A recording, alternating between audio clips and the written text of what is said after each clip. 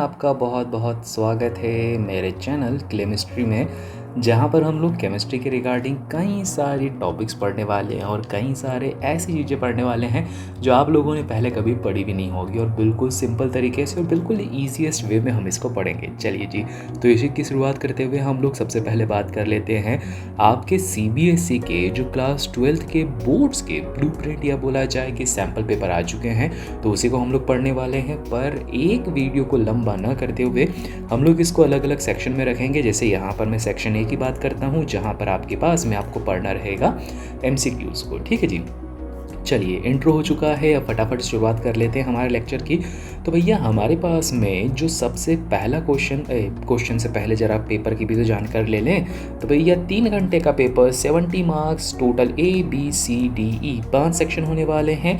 यहाँ पर हम लोग आज बात करेंगे सेक्शन नंबर 1 की, जहाँ पर हम लोग MCQ की बात करेंगे। ठीक है, तो यहाँ पर आपके पास में पहला MCQ दे के रखा है, which of the following solution will have the highest conductivity. ठीक है, और 298 केल्विन पर हाईएस्ट कंडक्टिविटी सॉल्यूशन की बतानी है। तो बस इस बात को ध्यान रखो कि कंडक्टिविटी जो होती है ना, वो डिपेंड करती है सॉल्यूशन के अंदर किस पे, कंसंट्रेशन।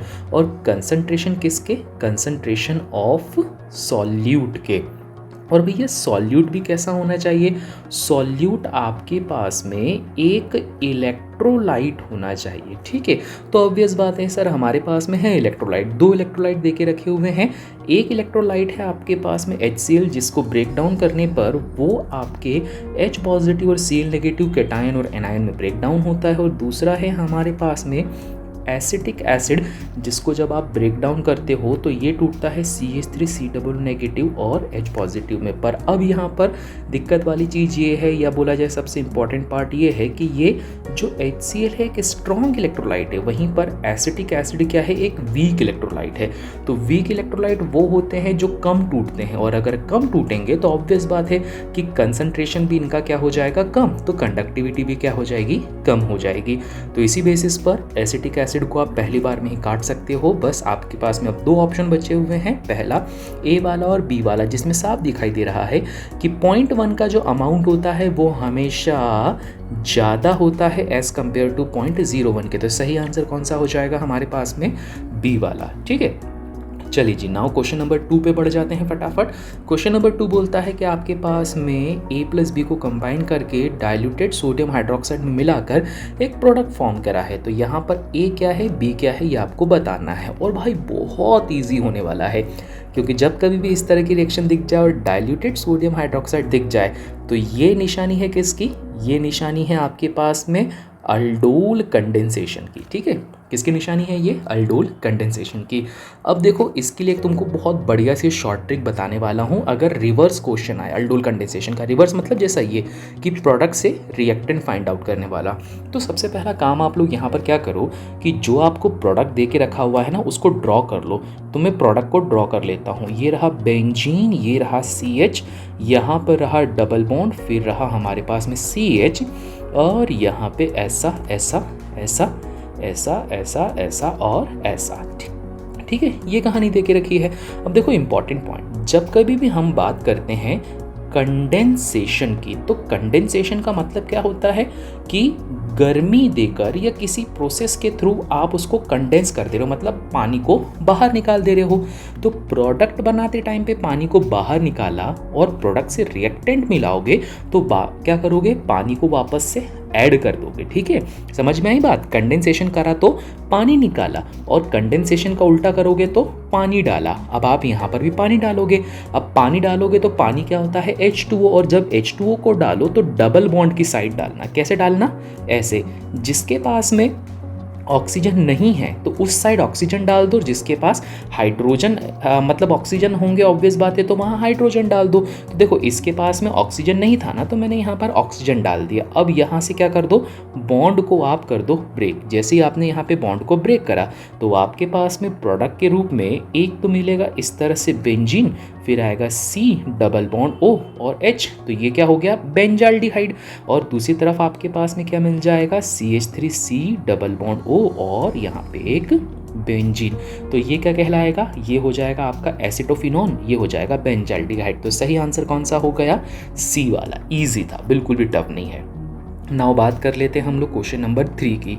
क्वेश्चन नंबर 3 ने हमसे ये पूछ के रखा हुआ है कि the vitamin which can be stored in our body, हमारी बॉडी में कौन कौन से वाइटामिन स्टोर हो सकते हैं। अब बहुत सिंपल सा देखो, बॉडी अगर किसी चीज़ को स्टोर करती है ना, तो वो स्टोर करती है किस रूप में, वो स्टोर करती है हमेशा फैट के रूप में।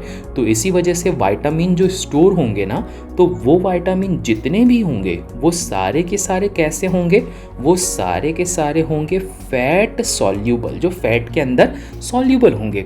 ठीक है, तो ऐसे फैट सॉल्यूबल विटामिन हमारे पास में कौन कौन से होते हैं, ये होते हैं विटामिन ए, डी, ई और के। तो सही आंसर कौन सा हो जाएगा हमारे पास में, डी वाला।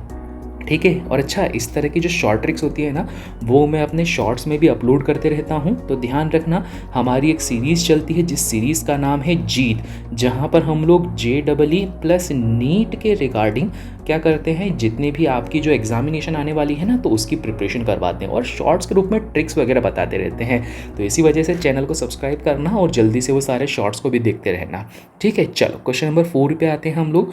क्वेश्चन नंबर 4 बोलता है what is the IUPAC name of the ketone. Okay जी, ठीक है, कीटोन क्या है हमारे पास में, a which undergoes iodoform reaction, उसकी आयोडोफॉर्म रिएक्शन होती है जिससे दो प्रोडक्ट बनते हैं, ये प्रोडक्ट और एक ये वाला प्रेसिपिकेट। ऑब्वियस बात है, जो प्रेसिपिकेट बनेगा वो मिथाइल आयोडाइड ही होगा, जो कि आपके पास में ये येलो कलर का फॉर्म हो जाता है। ठीक है, तो वापस वही प्रोडक्ट दे के रखा है, रिएक्टेंट पूछ के रखा हुआ है।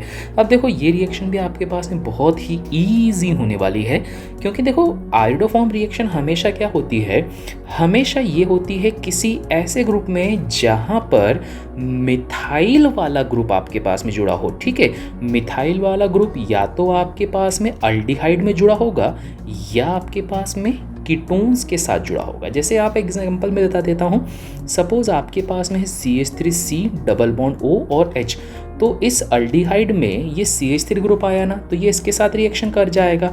सेम उसी तरह से अगर आपके पास में ये वाला ग्रुप है कीटोन, तो यहाँ पर भी ये क्या हो जाएगा, रिएक्शन करने में कैपेबल है, क्योंकि दोनों तरफ क्या है, हमारे पास में मिथाइल ग्रुप आया। पर अगर आप ये बोलते हो कि सर हमारे पास में एक ऐसा कीटोन है जिसके दोनों तरफ इथाइल ग्रुप जोड़ के रखे हुए हैं, तो अब इस तरह के ग्रुप के अंदर ध्यान रखना कभी भी आयोडोफॉर्म रिएक्शन परफॉर्म नहीं होगी। सो फॉर दैट रीजन अब आप सीधे सीधे आंसर निकाल सकते हो। सबसे पहले आप प्रोडक्ट को लिख दो, तो प्रोडक्ट आपके पास में जो बन रहा था वो है CH3 सिंगल बॉन्ड C, फिर है आपके पास में डबल बॉन्ड C, फिर सिंगल बॉन्ड यहाँ पर आया है CH3, देन यहाँ पर आया है आपके पास में C डबल बॉन्ड O और आया है ONA। ठीक है, ये वाली कहानी आई है। अब देखो, ये वाली जो चीज़ बनी है और उसके साथ में क्या बना हुआ है, CHI3। अब मैंने क्या बोला है कि जब कभी जो केमिकल रिएक्शन होती है वो किसके प्रेजेंस में होती है, मिथाइल वाले ग्रुप के। तो अब देखो, ये अगर आयोडोफॉर्म टेस्ट दे रहा है तो ऑब्वियस बात है इसके पास मिथाइल ग्रुप होना चाहिए। अब मिथाइल ग्रुप की हम बात करते सर, यहाँ तो दिख ही नहीं रहा है। तो भैया दिख इसलिए नहीं रहा है क्योंकि जिस जगह पर आपका ONA आता है, तो ONA हमेशा किसको रिप्लेस करता है, ये रिप्लेस करता है मिथाइल ग्रुप को। तो आपको करना क्या है, जहाँ ONA लिखा होगा तो उस ONA को हटाओ और उस ONA को हटाकर आप यहाँ पर जोड़ सकते हो अपना मिथाइल ग्रुप। तो ये बन गया C डबल बॉन्ड O और यहाँ पर क्या आ जाएगा आपके पास, मिथाइल ग्रुप CH3। ठीक है, इजी है ना, बहुत ही ज़्यादा इजी। ठीक है, तो बस अब इसका नाम रख देते हैं। तो अब इसका नाम जब आप रखोगे तो नंबरिंग चालू होगी यहाँ से 1 2 3 4 एंड 5। थर्ड पोजीशन पे डबल बॉन्ड है, थर्ड पोजीशन पे मिथाइल भी है। तो इसी वजह से आपके पास में क्या हो जाएगा, C वाला ऑप्शन गायब कर दो और D वाला ऑप्शन भी गायब कर देते हैं अपन। ठीक है, और इसके अलावा बात करते हैं कि जो कीटोन ग्रुप है वो कहाँ पर है, सेकंड पोजीशन पे है। तो सही आंसर कौन सा हो जाएगा, फोर्थ का A वाला। तो बस सिंपल। नाउ बात कर लेते हैं हम लोग क्वेश्चन नंबर 5 की, विच of the following is not correct, कौन सा यहाँ पे सही नहीं है।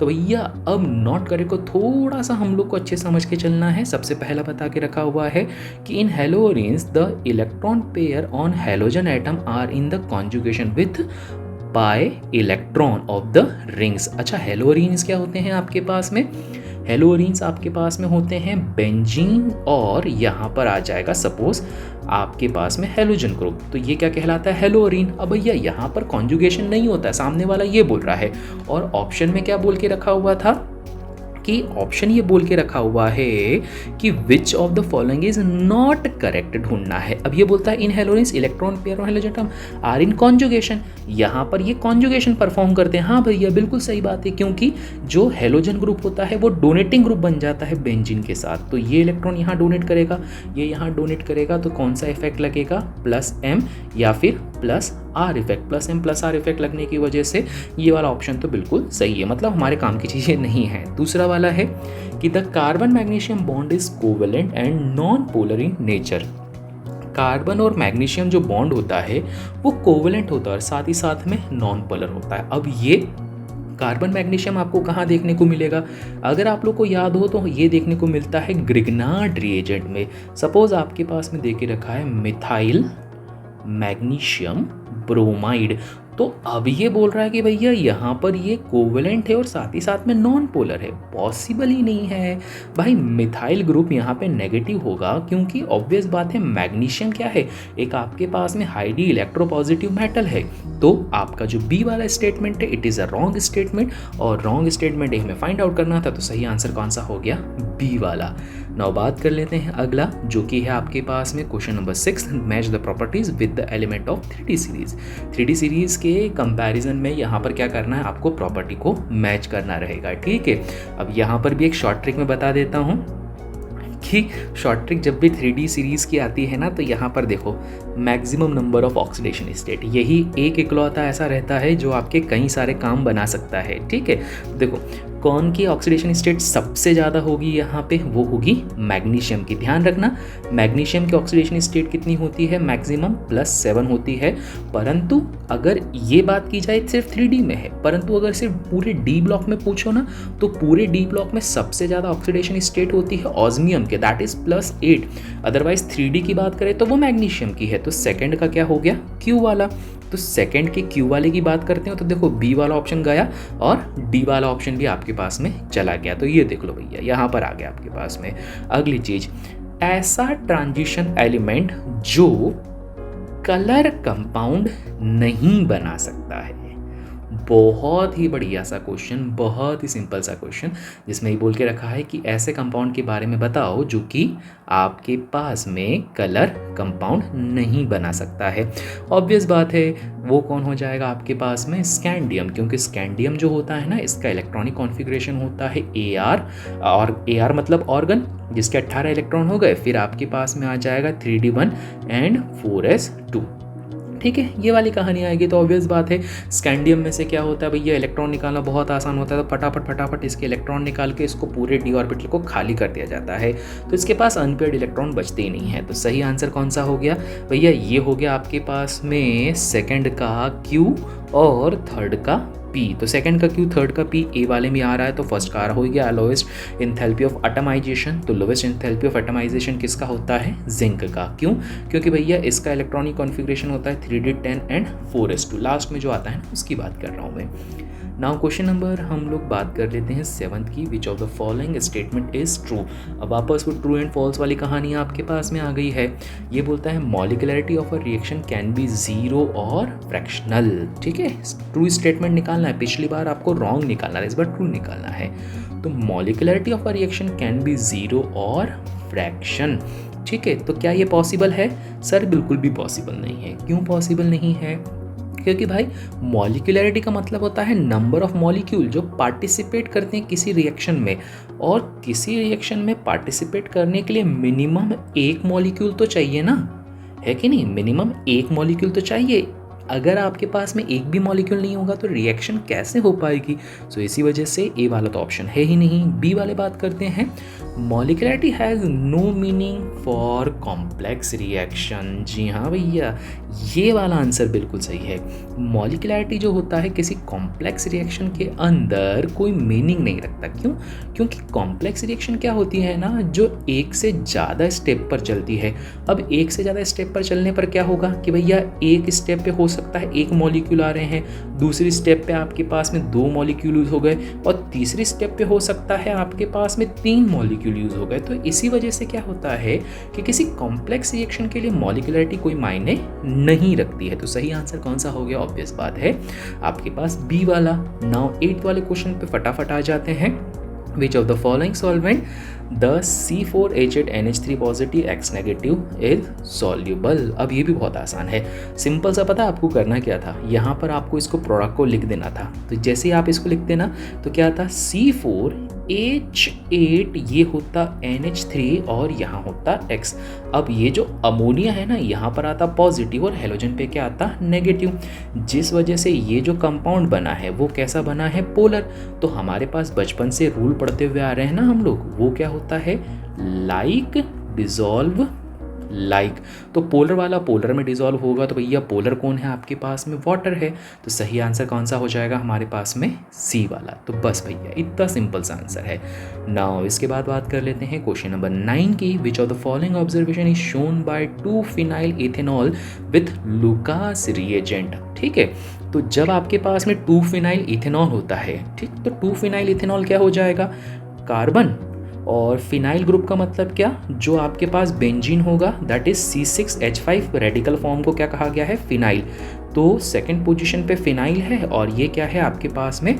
इथेनॉल है। तो यहाँ पर आ जाएगा आपके पास में OH ग्रुप और यहाँ पर आ जाएगा H2। एक हाइड्रोजन में यहाँ लगा देता हूँ, 1 2 3 4, चलो वैलेंसी हो गई हमारे पास में बराबर। एक और लगा देते हैं। ठीक है, तो अब यहाँ पर ये पुल के रखा हुआ है, ये फर्स्ट वाला और ये सेकंड वाला। तो सेकंड पोजीशन पे आपके पास में फिनाइल ग्रुप लगा हुआ है और ये बोलता है कि इथेनॉल है और लुकास रिएजेंट के साथ में रिएक्शन आप लोग को करवानी है। तो यहाँ पर विच of the following observation is shown. तो भैया यहाँ पर ये अल्कोहल जो है वो कौन सा है? ये है प्राइमरी अल्कोहल या 1 डिग्री अल्कोहल। ठीक है, अगर ये 1 डिग्री अल्कोहल हुआ तो इस वजह से आपके पास में क्या हो जाएगा? पहला बोलता है turbidity will be observe with in 5 minute. भैया ये तो पॉसिबल ही नहीं है, हैं? आपके पास में जब भी टर्बिडिटी की बात आती है तो टर्बिडिटी का मतलब क्या होता है? भैया टर्बिडिटी का मतलब होता है खलबली।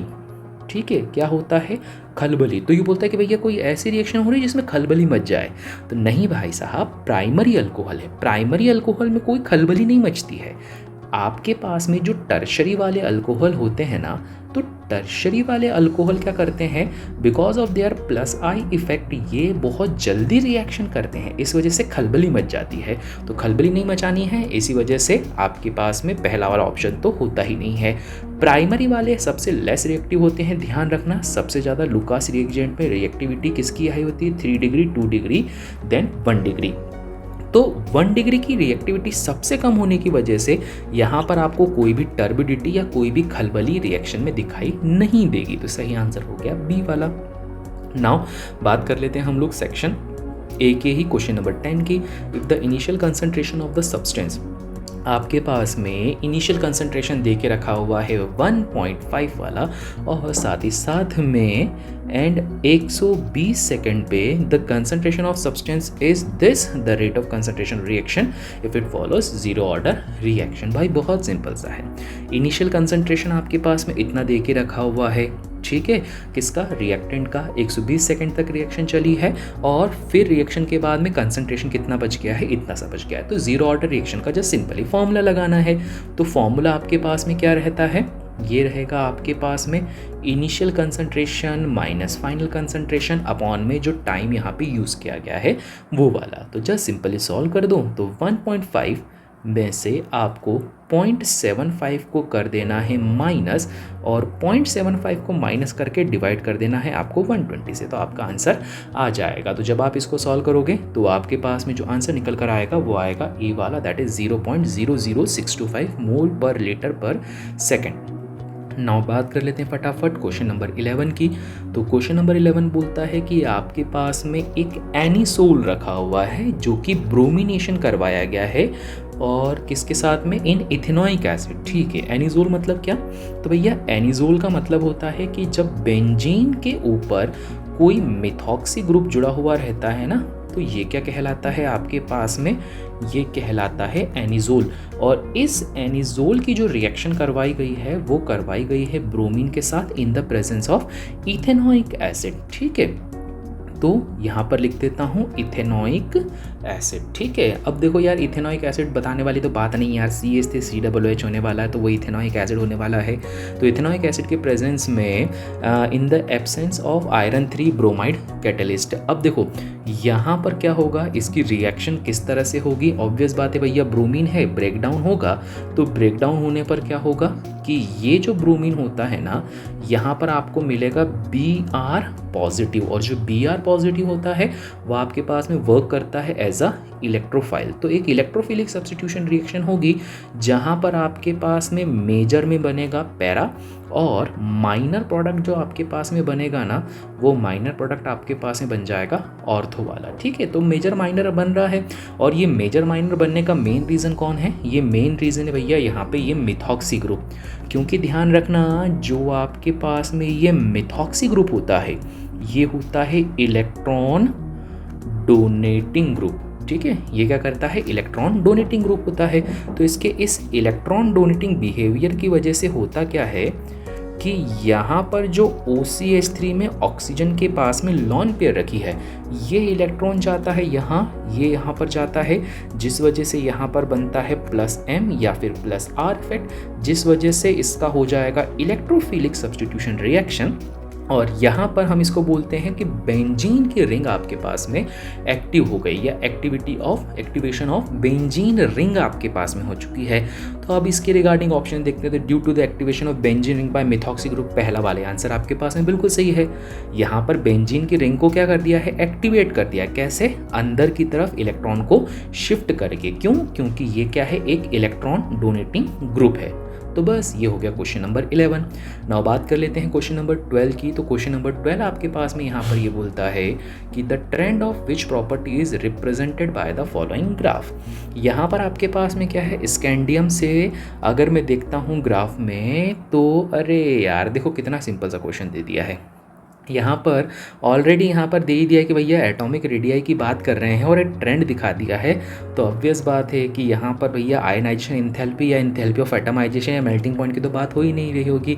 तो यहाँ पर सही आंसर कौन सा रहेगा, बी वाला। एटॉमिक रेडियाई में तो ट्रेंड दिखा रहे हैं कि स्कैंडियम से कोबाल्ट तक जाने में क्या होता है कि जो रेडियस होती है वो क्या होगी, कम होगी।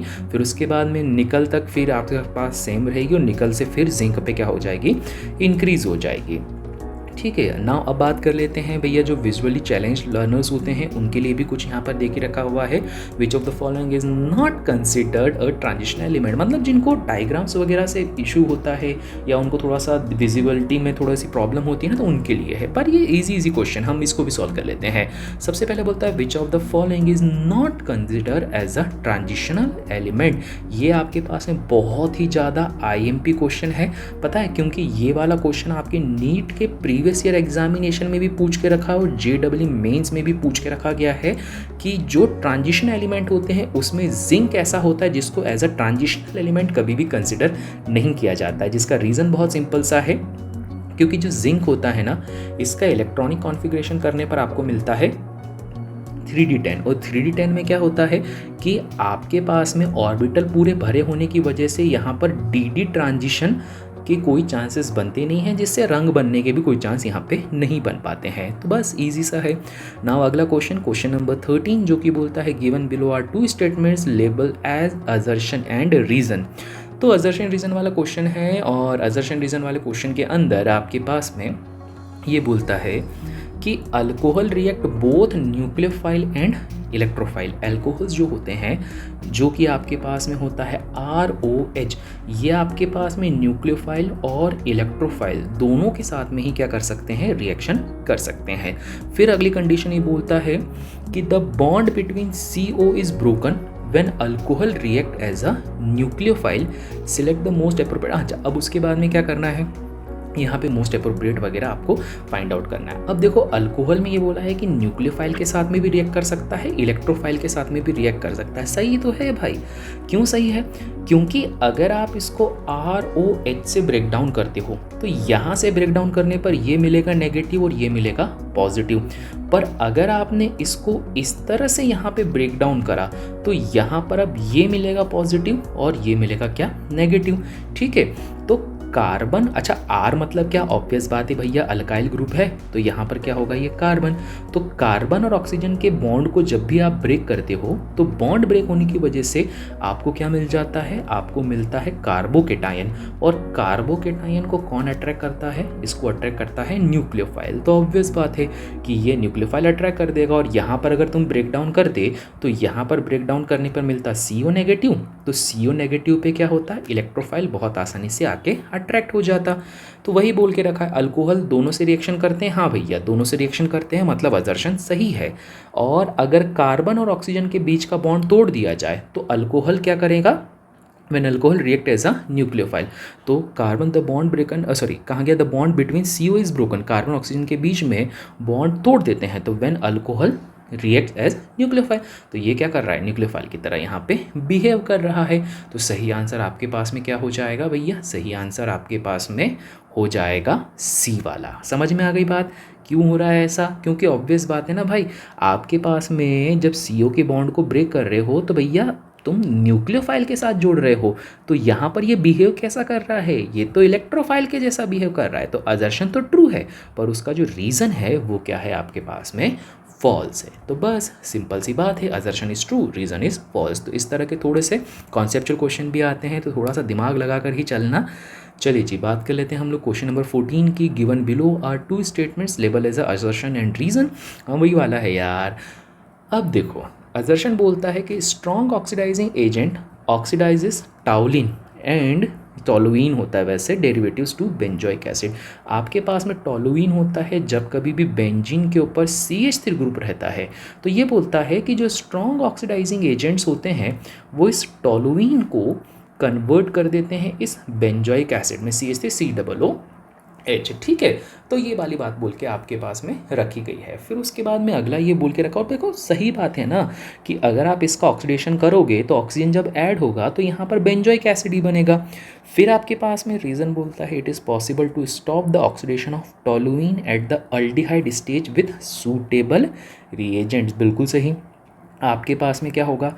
हमेशा याद रखो, जितने भी आपके पास में ये जो रिएक्शन चलती है, बेंजोइक एसिड डायरेक्ट नहीं मिल रहा है, पहले बीच में क्या मिलता है भैया? पहले बीच में आपके पास मिलता है अल्डिहाइड। फिर वहाँ अल्डिहाइड से क्या हो जाएगा? आपके पास में कार्बोक्सिलिक ग्रुप पे जाएगा। परंतु हम लोग यहाँ पर बीच में ही रोकना चाहते हैं, तो किससे रोक सकते हैं? याद है, PCC PDC, इससे हम लोग इसको क्या करते हैं? रिएक्शन को बीच में ही रोक देते हैं। तो मतलब असर्शन ट्रू है और रीज़न भी क्या है आपके पास में? ट्रू है। परंतु जो रीज़न आपके पास बोल के रखा है ना, वो आपके पास में असर्शन को करेक्टली एक्सप्लेन नहीं कर पा रहा है। क्योंकि रीज़न क्या बोलता है कि ये बोलता है कि रिएक्शन को बीच में रोक सकते हैं, पर उसने ये नहीं बताया कि क्यों बेंजोइक एसिड तक जाता है। तो इस वजह से बी वाला आंसर, असर्शन और रीज़न दोनों ट्रू हैं, पर जो रीज़न होता है वो करेक्ट एक्सप्लेनेशन नहीं है आपके असर्शन का। नाउ फटाफट बढ़ते हैं हम लोग क्वेश्चन नंबर 15 पे। क्वेश्चन नंबर 15 बोलता है enzymes are very specific for a particular reaction and for a particular substrate. जो आपके पास में एंजाइम्स होते हैं ना, वो बहुत ही ज़्यादा स्पेसिफिक होते हैं पर्टिकुलर रिएक्शन और पर्टिकुलर सब्सटेंस। बिल्कुल सही। ठीक है, एंजाइम जो रहते हैं ना वो बहुत ज़्यादा स्पेसिफिकली वर्क करते हैं, हर जगह पर आप नहीं कर सकते हो। जैसे कि आप लोग ये बोलते हो कि भैया यीस्ट का जो यूज़ किया जाता है वो ब्रेड को फुलाने में किया जाता है। ठीक है, अब तुम बोलो कि भैया मैं यीस्ट से दही बना दूँ, तो भैया फिर ना हो पाएगा। हर चीज़ एक मतलब जितने भी आपके पास में एंजाइम्स होते हैं ना, वो बहुत ही ज़्यादा स्पेसिफिक होते हैं, वो हर रिएक्शन के लिए अलग अलग होते हैं। नाउ बात करते हैं एंजाइम्स आर बायो कैटलिस्ट। बिल्कुल सही। एंजाइम जो होते हैं लिविंग ऑर्गेनिज्म है, वो आपके पास में बायोलॉजिकल बॉडीज़ होते हैं, और ऑब्वियस बात है उनका काम होता है एज अ कैटलिस्ट। तो एंजाइम्स क्या होते हैं? Bio catalyst. तो असर्शन भी ट्रू, रीज़न भी ट्रू। तो सही आंसर कौन सा है? बी वाला। क्योंकि देखो रीज़न कुछ प्रॉपर एक्सप्लेन नहीं कर पा रहा कि वो इतने ज़्यादा क्यों स्पेसिफिक होते हैं रिगार्डिंग देयर रिएक्शंस। तो इसी वजह से सही तो हैं, पर करेक्ट एक्सप्लेनेशन ये नहीं है। नाउ बात कर लेते हैं लास्ट क्वेश्चन की, जो आपके पास में है assertion during the electrolysis of aqueous copper sulphate. जब आपके पास में एक्वस कॉपर सल्फेट क्या होता है, CuSO4, और इसका जब आप एक्वस सॉल्यूशन बनाओगे तो ये कन्वर्ट हो जाएगा Cu2 positive and SO4 2 negative में। ठीक है, इस तरह से ये क्या हो रहा है, आपके पास में कन्वर्ट हो रहा है। अब ये बोलता है कि जब इस तरह से during the electrolysis aqueous copper sulphate solution using the copper electrodes hydrogen gas is released at the cathode. ठीक है, ये बोलता है कि जो हाइड्रोजन गैस रिलीड होती है वो कहाँ पर होती है, आपके पास में कैथोड पे। ठीक है, और दूसरा ये बोलता है कि रीज़न बोलता है कि the electrode potential of Cu2 positive Cu से जो ग्रेटर देन होता है H पॉजिटिव से H2। सही है बिल्कुल, क्योंकि ये तो क्या है, इसका जो इलेक्ट्रोड पोटेंशियल होता है 0.00 होता है, मतलब रीज़न तो बिल्कुल सही है। परंतु भैया असर्शन में लफड़ा है। असर्शन में लफड़ा क्यों है, क्योंकि आप इलेक्ट्रोलिसिस की प्रोसेस करवा रहे हो, और अगर आप लोगों ने थोड़ा सा भी ध्यान दिया होगा तो इलेक्ट्रोलिसिस की प्रोसेस वो होती है जब कभी भी करंट को बाहर से अंदर की तरफ डाला जाता है, पॉजिटिव नेगेटिव।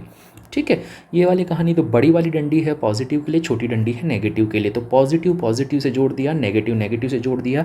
नेगेटिव वाला हिस्सा कहलाता है आपके पास में कैथोड, जबकि पॉजिटिव वाला हिस्सा आपके पास में क्या कहलाता है, एनोड कहलाता है। तो भैया अब यहाँ होता क्या है कि जब भी आपके पास में कॉपर सल्फेट का सॉल्यूशन बनाया जाता है तो जो कॉपर के आयंस होते हैं, ये सारे कॉपर के आयन क्या होते हैं, कैटायनिक बिहेवियर होने की वजह से कैथोड पर जाकर जमा हो जाते हैं। ठीक है, न कि हाइड्रोजन गैस वहाँ पर जाकर इलेक्ट्रॉन्स को लेकर वो क्या कर देती है भैया, गैस बना देती है। ऐसा नहीं होता है। रियलिटी क्या होती है कि कॉपर जमा होता है कहाँ पर जाकर, इलेक्ट्रोड पे जाके।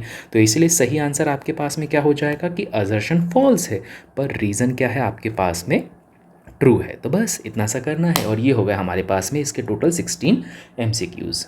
ठीक है जी, क्लियर हो गई बात। आई होप सो आप लोगों को अब ये बहुत अच्छे से समझ में आ गया होगा, क्योंकि मेरी कोशिश ये रहती है कि आप लोग क्वेश्चन सॉल्व करो तो जस्ट सिंपली ABCD में तुक्का नहीं मार दो। आप लोग को प्रॉपर पता होना चाहिए कि आंसर आपके पास में आखिरकार क्या होता है। और अगर आप लोगों को ये वीडियो अच्छा लगा है तो फटाफट से आप क्या करोगे भैया, चैनल को कर दोगे सब्सक्राइब, और साथ ही साथ में वीडियो को कर दोगे लाइक, और इसके अलावा भैया शेयर वगैरह भी कर दो यार, और अपने प्यारे प्यारे कमेंट्स भी कर दो, ताकि हम लोग को इसी तरह से मोटिवेशन मिलती रहे। ठीक है जी, चलिए इसी बात के साथ में हम लोग करते हैं आज के इस लेक्चर को एंड। आप सभी से मिलूंगा मैं नेक्स्ट लेक्चर में।